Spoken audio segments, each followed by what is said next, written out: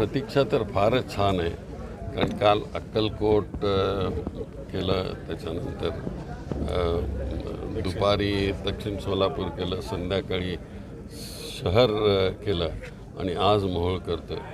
छानपैकी रिस्पॉन्स आहे आणि विशेषतः जिथे आपण पोचू शकत नाही ते लोक इथे येऊन ऐकतात, हे अतिशय महत्त्वाचं आहे.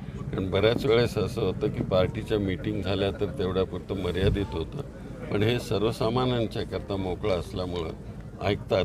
जेव्हा इलेक्शन सुरू होईल तेव्हा सुरू होईल. टकले साहेब आत्ता आपल्या भाषणात म्हणाले की देवेंद्र फडणवीसांना फोडाफोडीचं मंत्रिपद दिलं पाहिजे. आणखी एक घडामोड राज्यात आता घडताना दिसते. राज ठाकरे महायुतीमध्ये सहभागी होण्यासाठी दिल्लीत पोहोचलेले आहेत. आपण कशा पद्धतीने बघता या घडामोडी? हा इलेक्शन प्रोसेसमधला काळ आहे, निरनिराळ्या पार्टीमध्ये चालणारा, त्याच्याशी मी भाष्य करणं योग्य नाही. सर, पण एकीकडे आपण पाहतो की भाजप जे आहे ते आता इलेक्शन जाहीर झाले तरीही अनेक पक्षांना फोडण्याचा प्रयत्न करतोय. मविआकडून किंवा इंडिया आघाडीकडून असं होताना पाहायला मिळत नाही आहे. असं आहे, प्रत्येकांची नीती असते.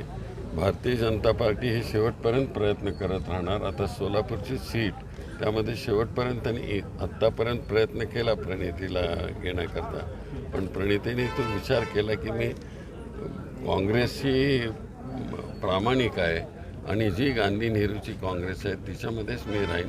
अशा प्रकारे प्रामाणिकपणानं प्रयत्न करणारे कार्यकर्ते बरेच आहेत या देशामध्ये.